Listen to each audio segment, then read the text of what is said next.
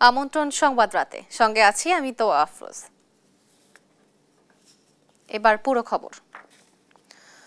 July August আন্দোলনে প্রথম শহীদ রংপুরের বেগম রোকেয়া বিশ্ববিদ্যালয়ের ছাত্র আবু সাইদ হত্যা মামলার আনুষ্ঠানিক অভিযোগপত্র আমলে নিয়েছে আন্তর্জাতিক অপরাধ ট্রাইব্যুনাল, যেখানে ৩০ জনকে অভিযুক্ত করা হয়েছে। এর মধ্যে গ্রেফতারি পরোয়ানা জারি করা হয়েছে বেরোবির সাবেক ভিসি হাসিবুর রশিদ, রংপুর মেট্রোপলিটন পুলিশের সাবেক কমিশনার মনিরুজ্জামান সহ পলাতক ২৬ জনের বিরুদ্ধে। সাবিনা মজুমদারের রিপোর্ট। ২০২৪ সালের ১৬ জুলাই tear shell, rubber bullet, sound গ্রেনেডের রণক্ষেত্রে রূপ নেয় রংপুর শহর। ওই দিন দুপুরে বেগম রোকেয়া বিশ্ববিদ্যালয়ের শিক্ষার্থী সহ ছাত্র জনতা অবস্থান নেয় ঢাকা রংপুর সড়কে। পুলিশের গুলি উপেক্ষা করে ক্যাম্পাসের মূল ফটকের সামনে দুহাত প্রসারিত করে দাঁড়িয়ে যান অকুতভয় আবু সাইদ। খুব কাছ থেকে পুলিশের করা গুলিতে সড়কে লুটিয়ে পড়েন তিনি। তার এই আত্মত্যাগ গণ আন্দোলনের নতুন মাত্রা যোগ করে। সোমবার আবু সাইদ হত্যা মামলায় আনুষ্ঠানিক অভিযোগপত্র আন্তর্জাতিক অপরাধ ট্রাইব্যুনালে দাখিল করে প্রসিকিউশন। এ নিয়ে শুনানিতে ঘটনা তুলে ধরার পাশাপাশি দেখানো হয় গুলি করে হত্যার ভিডিও। ৩০ আসামির বিরুদ্ধে আনা অভিযোগ পড়ে শোনান চিফ প্রসিকিউটর।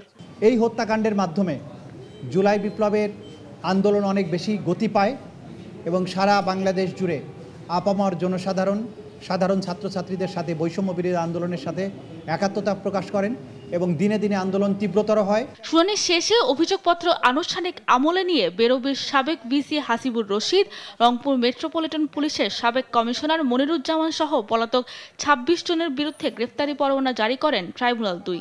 পরবর্তী শুনানি হবে ১০ জুলাই। আজকে ফরমাল চার্জ এবং অন্যান্য ডকুমেন্টসের উপরে শুনানি করে আন্তর্জাতিক অপরাধ ট্রাইব্যুনালের দ্বিতীয় ট্রাইব্যুনাল ৩০ জন আসামির বিরুদ্ধে অপরাধ আমলে গ্রহণ করেছেন। যদি সকল আসামি গ্রেপ্তার করা না যায় তাহলে পলাতক আসামিদের ব্যাপারে স্টেট ডিফেন্স লয়ার নিয়োগ করার জন্য আদালত আদেশ দিতে পারেন এবং তার মাধ্যমেই আনুষ্ঠানিক বিচারের যাত্রা শুরু হয়ে যাবে। আবু সাইদের মামলার মধ্য দিয়ে ট্রাইব্যুনাল ২-এ প্রথম মামলার বিচার কাজ শুরু হলো। এ পর্যন্ত ৩টি মামলার আনুষ্ঠানিক অভিযোগপত্র দাখিল করা হলো। সাবিনা মজুমদার, দেশ টিভি, ঢাকা।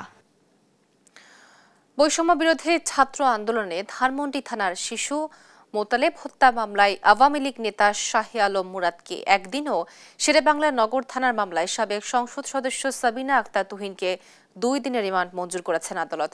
এছাড়া ধানমন্ডি, কোতোয়ালি, যাত্রাবাড়ি থানার আলাদা মামলায় সাবেক স্বরাষ্ট্র সচিব জাহাঙ্গীর আলম, সাবেক সংসদ সদস্য মমতাজ বেগম ও নোয়াখালীর সাবেক পুলিশ সুপার আসাদুজ্জামানকে গ্রেফতার দেখানো হয়েছে। সোমবার তাদের প্রত্যেককে আদালতে হাজির করা হয়। পরে রাষ্ট্র ও আসামি পক্ষের আইনজীবীদের শুনানি শেষে এ আদেশ দেন আদালত।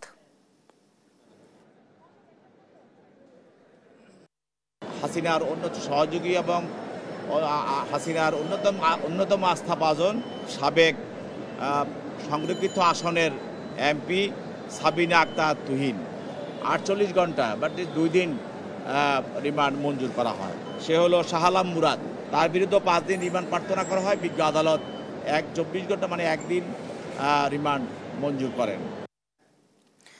পিআর বা সংখ্যানুপাতিক পদ্ধতিতে নির্বাচনকে ইস্যু করে গণতন্ত্রে ফেরার আকাঙ্ক্ষা যারা বাধাগ্রস্ত করবে তারা বাংলাদেশে আদর্শে বিশ্বাস করে না বলে মন্তব্য করেছেন বিএনপির স্থায়ী কমিটির সদস্য ডক্টর আব্দুল মঈন খান। এদিকে দলটির মহাসচিব মির্জা ফখরুল ইসলাম আলমগীর বলেছেন, বাংলাদেশে নির্বাচিত সরকারের সঙ্গে আরও নিবিড়ভাবে কাজ করতে আগ্রহী চীন সরকার। নিয়াজ মোর্শেদের প্রতিবেদন জানাচ্ছেন নাইম আফসান। সোমবার সকালে রাজধানীর কাকরাইলে ডিপ্লোমা ইঞ্জিনিয়ার্স ইনস্টিটিউশনে সাধারণ সভা করে জাতীয়তাবাদী ওলামা দল। সবাইকে সতর্ক করে বিএনপি নেতারা বলেন, নির্বাচন বাধাগ্রস্ত করতে সংখ্যানুপাতিক প্রতিনিধিত্ব সহ নানা বিতর্ক তোলা হচ্ছে। এতে সুযোগ নিতে পারে ফ্যাসিস্ট আওয়ামী লীগ। ধমক দিয়ে সুষ্ঠু নির্বাচন ব্যাহতের চেষ্টা বিএনপি মেনে নেবে না বলেও জানান তারা। ষড়যন্ত্র লুকিয়ে আছে, এটার বেনিফিশিয়ারি কে হতে পারে আমাকে আপনাকে চিন্তা করতে হবে। আজকে যদি পিআর পদ্ধতির কোন এই ধরনের কথাবার্তার মাধ্যমে কেউ সুযোগ পায়, সেখানে ফ্যাসিস্ট সেই সুযোগটা সর্বপ্রথম পাবে। 11 মাস চলে যাচ্ছে, কিসের ইঙ্গিত বহন করে? নিশ্চয়ই কোনো ষড়যন্ত্র হচ্ছে, নিশ্চয়ই লন্ডন এবং ইউনুসের বৈঠকের প্রত্যাশাকে নষ্ট করে দেওয়ার একটি ষড়যন্ত্র। ওই 2 দিন আগের এই জনসভা থেকে আমরা পিআর সংখ্যানুপাতিক যে কথা বলা হচ্ছে। প্রধান অতিথির বক্তব্যে বিএনপির স্থায়ী কমিটির সদস্য আব্দুল মঈন খান বলেন, যারা পিআর পদ্ধতি নিয়ে বিতর্ক সৃষ্টি করছে তারা গণতন্ত্রে বিশ্বাস করে না।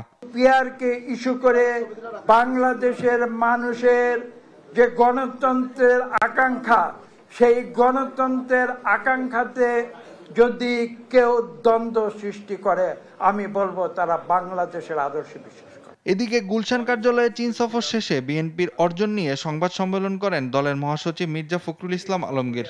বলেন, নির্বাচিত সরকারের সঙ্গে ঘনিষ্ঠভাবে কাজ করার আশা প্রকাশ করেছে চীন।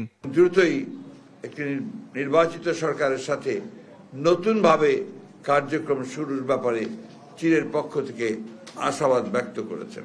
রোহিঙ্গা প্রত্যাবর্তনে মিয়ানমার সরকারকে রাজি করাতে আন্তরিকতার সাথে কাজ করবে চীন, এমন আশ্বাস পেয়েছেন বলে জানান বিএনপি মহাসচিব। নাইম আফসান, দেশ টিভি, ঢাকা। দেখছেন সংবাদ রাত। 1 জুলাই থেকে 5 আগস্ট পর্যন্ত সারা দেশে আয়োজিত গণ অভ্যুত্থান বার্ষিকীর অনুষ্ঠান নির্বিঘ্ন করতে পদক্ষেপ নেওয়া হয়েছে বলে জানিয়েছেন স্বরাষ্ট্র উপদেষ্টা জাহাঙ্গীর আলম চৌধুরী। সোমবার দুপুরে সচিবালয়ে স্বরাষ্ট্র মন্ত্রণালয়ের সভাকক্ষে আইন শৃঙ্খলা সংক্রান্ত কোর কমিটির বৈঠকে এ সিদ্ধান্ত নেওয়া হয়েছে।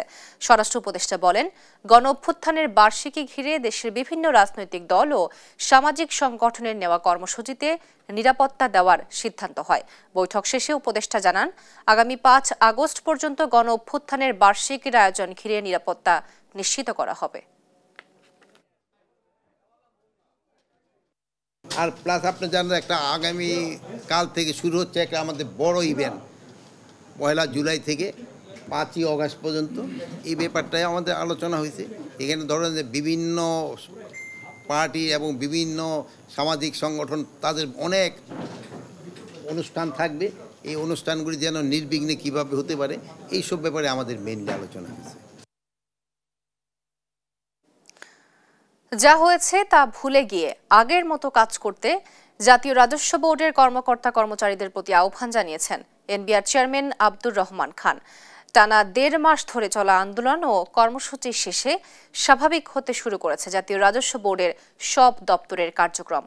এনবিআর চেয়ারম্যানের অপসারণ ও সংস্কার দাবিতে এনবিআর সংস্কার ঐক্য পরিষদের টানা আন্দোলনে রাজস্ব আহরণের পাশাপাশি আমদানি রপ্তানি কার্যক্রম চরমভাবে ব্যাহত হয়। পরে কার্যক্রমকে অত্যাবশ্যকীয় সেবা ঘোষণা করে কাজে ফেরার নির্দেশ দেয় সরকার। এরই প্রেক্ষিতে রোববার রাতে আন্দোলন প্রত্যাহার করে সোমবার সকাল থেকে কাজে যোগ দিতে শুরু করেন কর্মকর্তা কর্মচারীরা। এনবিআর এর কর্মকর্তা কর্মচারীদের নির্ভয়ে কাজ করার আহ্বান জানিয়েছেন অর্থ উপদেষ্টা ডক্টর সালেউদ্দিন আহমেদ। দুদক সম্পর্কে আমি কোনো উত্তর দেব না, ওদের আলাদা টার্মস অফ রেফারেন্স আছে, ওটা দরকার হলে আপনার আলাদাভাবে তাদেরকে জিজ্ঞেস করবেন। ডেফিনেটলি সরকার থেকে কিন্তু এখন কোনো রকম কোনো ইন্টারফেয়ার, এখন আপনার ভালো করে কাজ করেন, কোনো রকম আমরা যেটা ইংরেজি বলি ফেভার অর ফিয়ার, পক্ষপাত এটা ছাড়া যদি কাজ করে তাদের কারো অসুবিধা হওয়ার কথা। জুলাই ঘোষণাপত্র নিয়ে রাজনৈতিক দল এবং সরকারের ওপর আস্থা নেই জাতীয় নাগরিক পার্টির। 3 আগস্টের আগে সরকার বা কোনো দল এ ঘোষণা দিলে এনসিপি বিরত থাকবে বলে জানান দলটির উত্তরাঞ্চলের মুখ্য সংগঠক সার্জিস আলম। আরও জানাচ্ছেন জান্নাতুল মোহনা। 2024-এর জুলাই গণ অভ্যুত্থানের বছর পেরুবে মঙ্গলবার। দেশের সবচেয়ে বড় এই অভ্যুত্থানের আত্মত্যাগের স্বীকৃতি জুলাই ঘোষণাপত্র এখনো প্রকাশিত হয়নি। 1 বছর পেরিয়ে গেলেও জুলাইয়ের আন্দোলনকারীদের আকাঙ্ক্ষা ছিল এই ঘোষণাপত্র। গত 31শে ডিসেম্বর জুলাই অভ্যুত্থানের অগ্রনায়করা ঘোষণাপত্র পাঠ করতে চাইলে সরকারের আশ্বাসে সে কর্মসূচি স্থগিত করেন। তবে এতদিন পরেও এ নিয়ে অন্যান্য রাজনৈতিক দল এবং সরকারের সাড়া শব্দ না পেয়ে ক্ষুব্ধ প্রতিক্রিয়া জানিয়েছেন জাতীয় নাগরিক পার্টি। এ নিয়ে সংবাদ সম্মেলনের পাশাপাশি ফেসবুক পোস্ট দেন দলের আহ্বায়ক নাহিদ ইসলাম। তাদের কাছে যদি অভ্যুত্থানের আকাঙ্ক্ষাটা গুরুত্বপূর্ণ হতো তাহলে তারা সেটাতে জোর দিত। তারা নির্বাচন, বিভিন্ন জায়গায় ক্ষমতার অপব্যবহার, চাঁদাবাজি এগুলো নিয়ে যতটা সক্রিয় এবং তাদের জায়গা থেকে যতটা ভূমিকা, ততটুকু ভূমিকা যদি ঘোষণাপত্র নিয়ে থাকতো তাহলে 24শে ডিসেম্বরের মধ্যেই ঘোষণাপত্র আসতো। অন্য কারো উপর ভরসা না করে ৩ আগস্ট নিজেরাই ঘোষণাপত্র পাঠ করবেন বলে জানান এনসিপির উত্তরাঞ্চলের মুখ্য সংগঠক সার্জিস আলম। কোনো রাজনৈতিক দলের কাছে যদি এটা গুরুত্বপূর্ণ না হয় তাহলে আমাদের নিজেদের জায়গা থেকে আমাদের নিজের করতে হবে। এই সরকারের কাছে যদি এটা গুরুত্বপূর্ণ না হয় তাহলে এটা এই সরকারের ব্যর্থতা, কিন্তু আমাদের দায়বদ্ধতা যেটা এটা আমাদের পূরণ করতে হবে। এই কারণেই ওই ৩ আগস্টের আগেও যদি রাজনৈতিক দলের সাথে কথা বলে এই অন্তর্বর্তীকালীন সরকার এই ঘোষণাপত্র দিতে পারে তাহলে আমরা দিব না, কিন্তু যদি না দেয় তাদের উপর আমাদের ওই আস্থাটুকু আর নাই যে আমরা তাদের জন্য অপেক্ষা করব, আমরা ৩ আগস্টে দিয়ে দেব। সরকারের উপর আস্থা হারিয়েছে এনসিপি বলেও মন্তব্য করেন সার্জিস আলম। জান্নাতুল মোহনা, দেশ টিভি, ঢাকা। দর্শক, এই ছিল এখনকার সংবাদ রাত। পরের বুলেটিন দেখার আমন্ত্রণ রইল। ধন্যবাদ সবাইকে।